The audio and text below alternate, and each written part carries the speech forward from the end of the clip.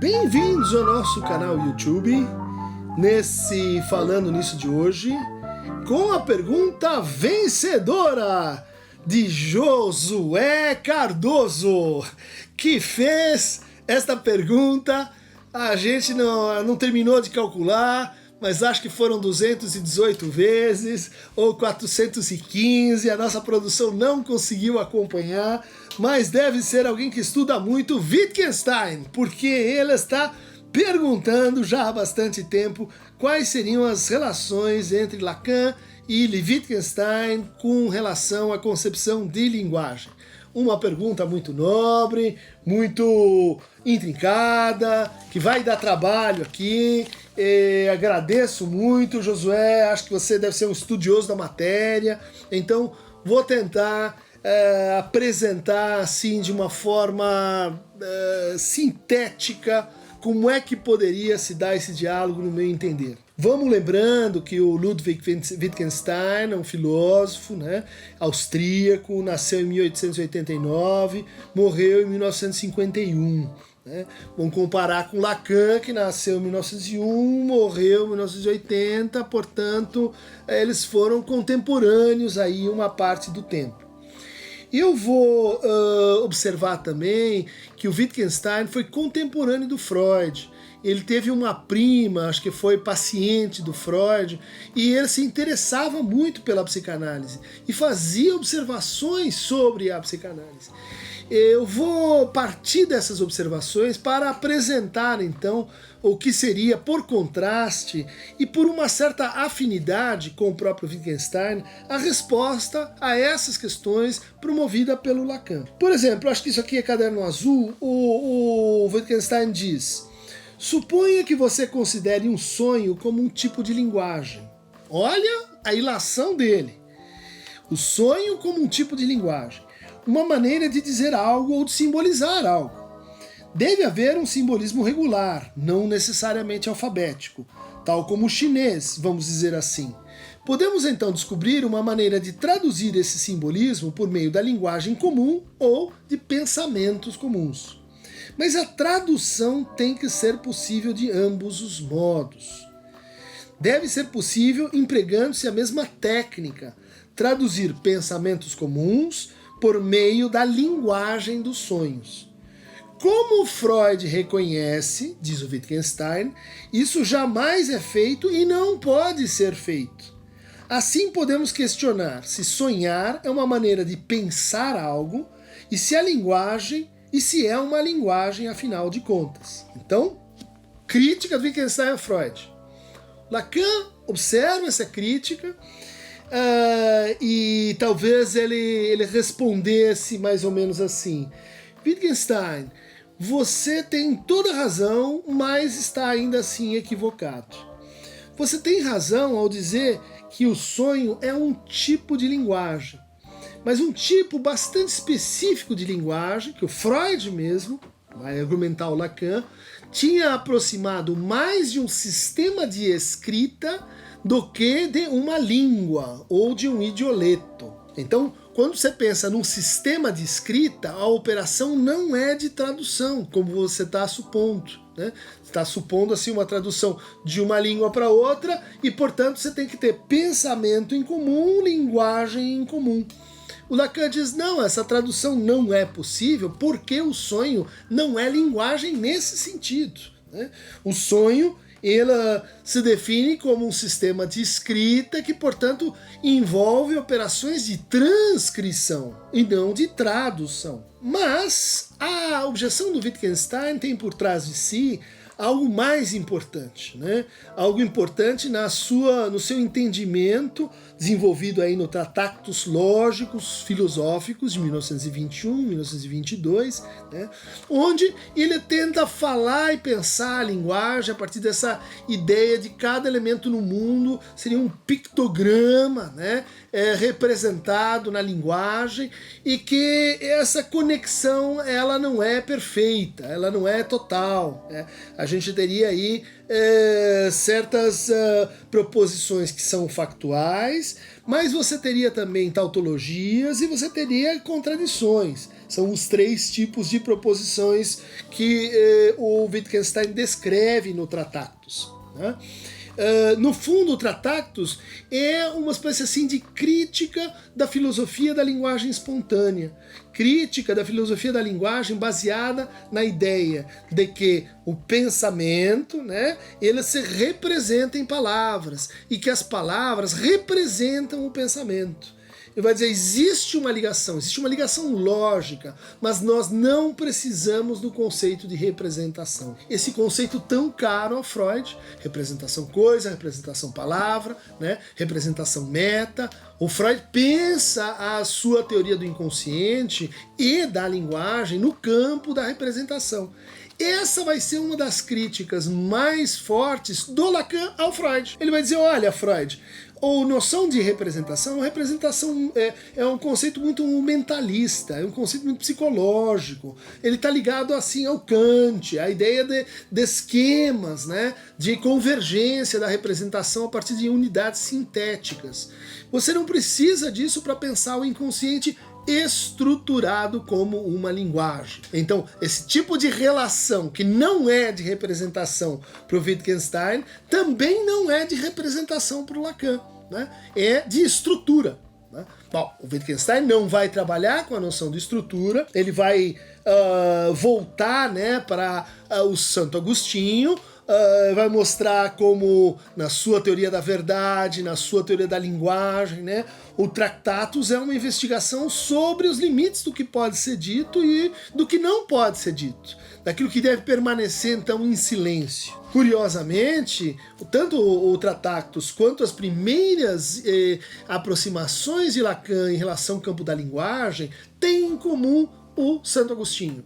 Santo Agostinho, no seu De Magistro, considerado também o pai da linguística, observou um fato muito interessante, um fato e um problema. O primeiro é de que a linguagem não é uma nomenclatura, porque tem palavras que têm termos da linguagem que não tem equivalente no mundo. Por exemplo, se, quando, e, ou, não.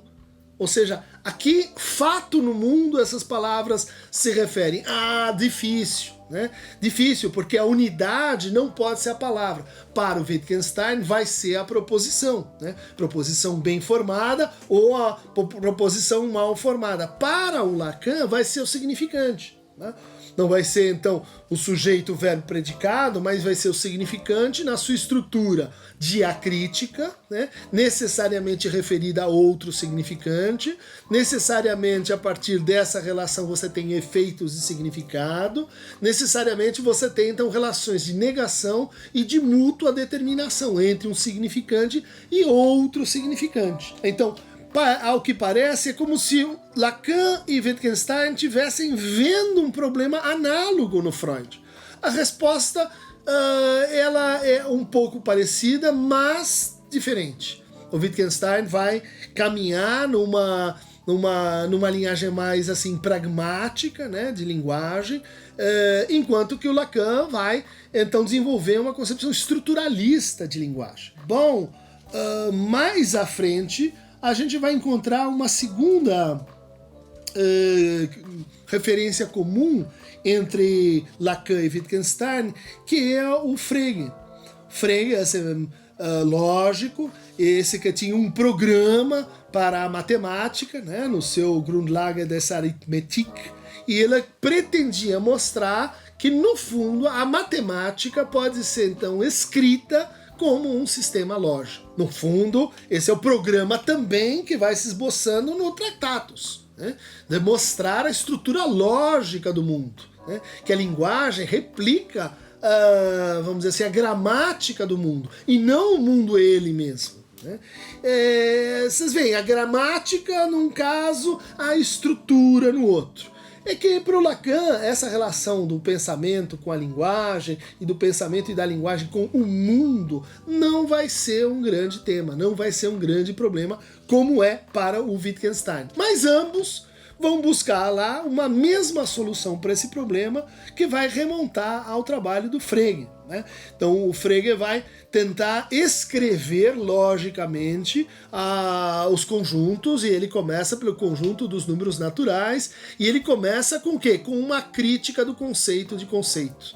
Ele vai dizer que tem conceitos que referem a objetos, mas existem conceitos que são contraditórios, conceitos que não se referem a nenhum objeto possível. Esses conceitos, portanto, autocontraditórios, eles se referem ao vazio, eles se referem ao nada.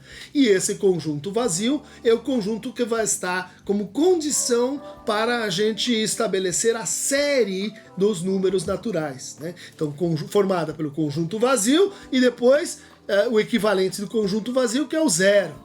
E daí você conta o zero e o conjunto vazio, e isso dá o 1. E daí você conta o zero, o conjunto vazio e o 1, e isso dá o 2. E assim você, pela noção de sucessor, vai produzindo a lógica da série que o Lacan, ali no seminário 12, no seminário 13, no seminário 14, vai levar para a psicanálise e vai tentar aproximar esse zero, né? Esse que está a parte da série, mas que ao mesmo tempo condiciona e dá unidade para esse conjunto de sujeito. Há então uma conversa entre Lacan e Wittgenstein sobre essa ideia assim da linguagem, o fundamento da linguagem e a comunhão na linguagem.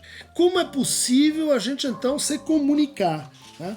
Aqui aparece a segunda crítica do Wittgenstein ao Freud, que a gente pode chamar assim a crítica à lógica do assentimento. E ela diz isso assim: Freud se refere a vários mitos antigos e afirma que suas pesquisas explicam como aconteceu de alguém pensar ou propor um mito desses. Mas Freud fez algo diferente. Ele não deu uma explicação científica do mito antigo. O que ele fez foi propor um novo mito. O atrativo da sugestão, por exemplo, de que toda ansiedade é uma repetição da ansiedade do trauma de nascimento, é justamente o atrativo de uma mitologia. É tudo resultado do que aconteceu há muito tempo, quase que como se referindo a um totem. Há uma persuasão em dizer, sim, é claro, deve ser assim. Isso gera uma poderosa mitologia, né? Então, daqui que vem essas frases do Popper, de que o Freud seria então pseudo-explicações, pseudociência, ciência fantástica, porque elas são assim engenhosas, mas elas não são verdadeiras explicações, como depois o Grünbaum vai mostrar que não são. Mas bom, depois a gente vai discutir, dizer depende do que você chama uma verdadeira proposição. A conversa foi longe. Mas, e observaria aqui como Lacan também tem essa crítica a Freud. Ele vai dizer, e concordar com o Wittgenstein, a psicanálise introduziu um novo mito. Totem tabu é um novo mito. O que o Wittgenstein tá fazendo aqui é exatamente a crítica que Lévi-Strauss faz às hermenêuticas de mito, que tentam explicar um mito pelo outro mito, usando o mesmo nível de linguagem. Bom, é exatamente esse o argumento que leva Lacan a se apoiar na linguística e depois na lógica. Ou seja, a se apoiar no cálculo lógico como uma linguagem capaz de descrever outra linguagem. Então há de novo aqui uma aproximação inusitada, né? Um discípulo do Wittgenstein, que o Lacan cita, um finlandês chamado Hintikka, Jaakko Hintikka, uma investigação sobre Wittgenstein, né? É um trabalho muito interessante, porque aqui nós já estamos falando do segundo Wittgenstein, aquele não do Tratatus, mas das investigações lógicas, onde ele começa a olhar para a linguagem como um jogo, né? E o jogo tem regras, né? E as regras têm famílias de regras. Então os jogos de linguagem é que explicariam as transformações e as trocas linguísticas. O que remete o quê? A um sucedâneo da ideia de estrutura, que é a ideia de jogo, né? Se vocês forem ler aí a definição que o Agamben faz do estruturalismo, que o Deleuze faz do estruturalismo, como se pode reconhecer o estruturalismo, vocês vão ver lá, bom, é porque ele funciona ao modo de uma forma de jogo, né? O Hintikka descreve os jogos a partir de duas regras.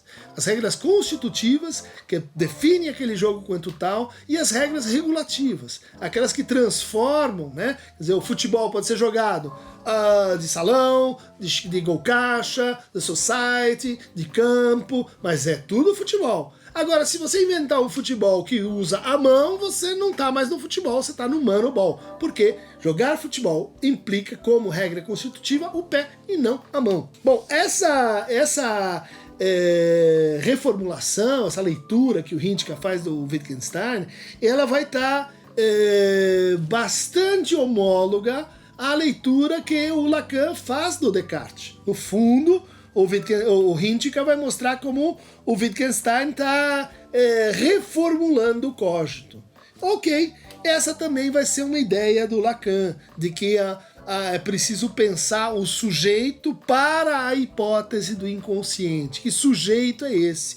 E esse sujeito parte, ou pode ser pensado a partir do Descartes, mas precisariam reformulações, né, nas relações do cogito, tal qual o Descartes propôs, né? Então, quando o Wittgenstein diz os limites da minha linguagem são os limites do meu mundo, Lacan concordaria absolutamente. Ele teria até um conceito para definir, circunscrever o que significa mundo, né? Mundo não significa Ásia, Europa ou um terceiro continente à escolha. Mundo significa discurso. Cada mundo é definido por um discurso, cada discurso define um mundo.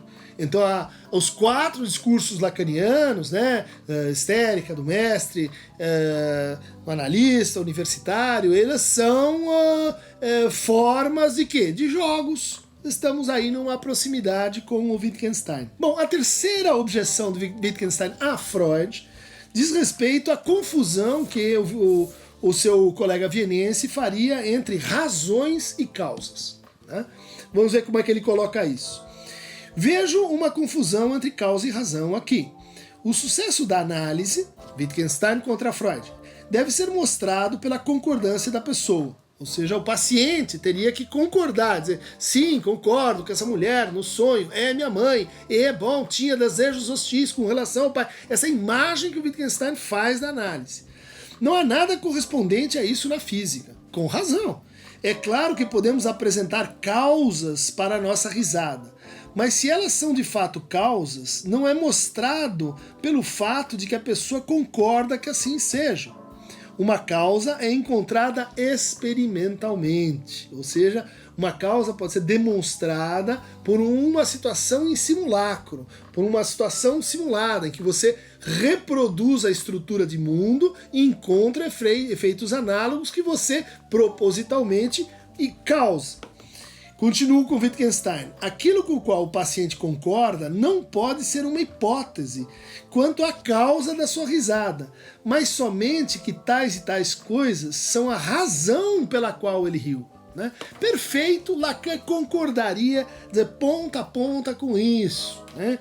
Quer dizer, as razões não são causas, as causas e razões não são motivos, né?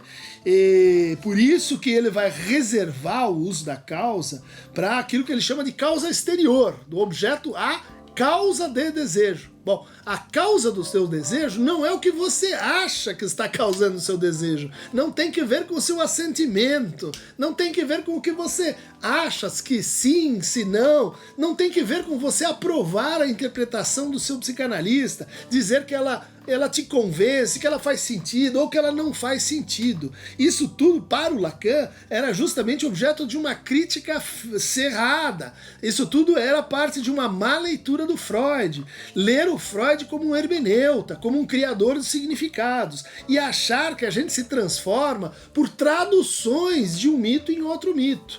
O Lacan vai dizer, não é nada disso. A gente tem o mito, mas o que importa não é a narrativa do mito, é a estrutura do mito. E dentro da estrutura lógica do mito, há certas movimentações que sim implicam efeitos causais, mas elas são completamente diferentes da interpretação, da assimilação que o eu faz sobre essa causalidade. O que o Lacan vai dizer? Essa interpretação é imaginária. é o que o indivíduo acha, né? É o que ele pensa das suas coordenadas simbólicas, é uma representação fantasmagórica, porque no fundo a lógica significante, tendo a posição do objeto como causa, né, intervalar entre os significantes, que é aquilo que realmente determina a risada, né? Eu não rio porque eu entendo a piada, exatamente como diz aqui o Wittgenstein. Eu não rio porque há um nexo de compreensão, mas eu rio porque existe um certo regime causal que coloca uma verdade em jogo que transforma as pessoas que estão naquela relação. É o que a gente faz com as palavras e não aquilo que a gente descreve com as palavras, que faz da psicanálise um método terapêutico e não um ramo da linguística interessado em descrever processos de enunciado, de enunciação, de dito e de dizer. Dessa forma, então, Wittgenstein e Lacan teriam um perfeito acordo aqui, mas a gente ainda não resolveu uma pendência da primeira objeção, que é a existência desse comum, né? Dessa comunidade de pensamento gerada então pela linguagem e que para o Wittgenstein levaria a uma tese forte, muito interessante, que diz assim: não existe linguagem privada, toda linguagem é pública. Não existe nada assim como uma língua que é só sua, que só você fala e que está, enfim, operando dentro do seu cérebro inconsciente. E isso parece assim, às vezes, na boca dos neopositivistas, uma facada contra a psicanálise, porque a psicanálise acharia, então, que a gente tem uma vida privada, cheia de, assim, fantasmas dentro da máquina. Não é nada disso. O Lacan fez exatamente a mesma crítica, dizendo a linguagem, ela não é nem pública nem privada, né?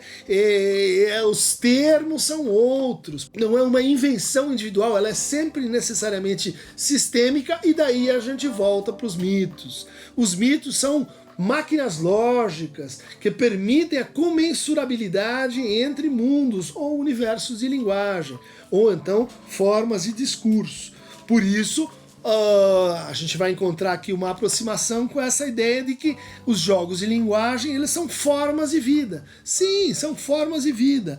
Para o Lacan, essas formas de vida poderiam estar circunscritas a uma certa economia, assim, da linguagem. Finalmente, o ponto que reaproxima Lacan e Wittgenstein é a própria concepção de filosofia que a gente vai encontrar nesse autor, porque ele vai entender que a filosofia não é exatamente a solução de problemas metafísicos, né? Onde ele vai alocar a mítica, os mitos, né? Que seriam, assim, simplesmente a forma da psicanálise de pensar. Mas ele vai dizer que a filosofia é uma terapia da linguagem. Olha só, filosofia é uma terapia da linguagem. É um exercício pelo qual a gente recoloca os problemas, a gente reenuncia os problemas, de tal maneira que nessa reenunciação eles vão deixando de ser problemas. Ou seja, um problema bem enunciado, ele já contém a sua própria solução, né? Isso é extremamente próximo do que o Lacan está falando.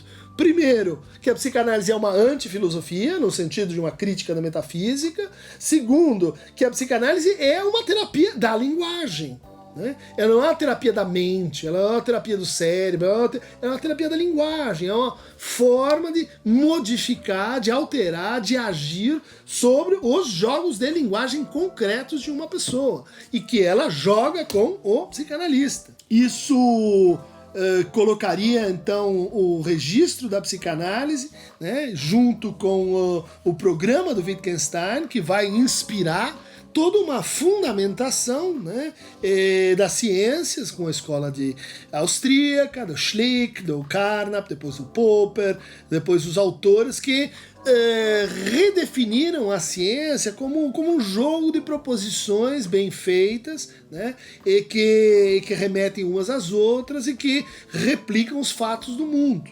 Então há um programa que nasce em Wittgenstein, que é de examinar a linguagem como fundamento da ciência. Este programa vai encontrar um correlato em Lacan. Não é o mesmo, mas Lacan vai dizer: o que é a psicanálise? É a ciência da linguagem habitada pelo sujeito. Wittgenstein vai dizer, esse sujeito eu não sei exatamente o que é. O Lacan vai dizer, não é isso que você está pensando, o eu, que eu tenho com a sua intencionalidade, que acha, que confunde explicações com causas. O sujeito é um efeito de linguagem, né? Portanto, um efeito da causalidade que a gente pode tecer para a linguagem, lembrando aqui, por exemplo, o conceito de causalidade que a gente encontra no Davidson, um herdeiro aí dessa tradição. Recomendo a vocês o Livro Azul, a biografia Wittgenstein, O Dever do Gênio, do Ray Monk, muito bacana. Eu estive lá na casa em que o Wittgenstein escreveu as investigações filosóficas, usei o mesmo banheiro, fica num lugar lindo, uma paisagem incrível no fim do mundo da Irlanda à esquerda, só lá podia pensar esse gênio. E para quem quiser uma visão mais genérica, o Cambridge Companion to Wittgenstein, com um conjunto de comentários bastante interessantes e apresentativos. Gente, faltou mencionar a ferocidade psicótica que Lacan atribui a Wittgenstein na sua mania de logicidade e tentativa de formalizar tudo, né? E, bom, são dois pensadores, a conversa é só um começo aqui que eu estou propondo para vocês. Quem quiser mais fragmentos lógico-filosóficos, clique aqui no Aqueronta Movebo.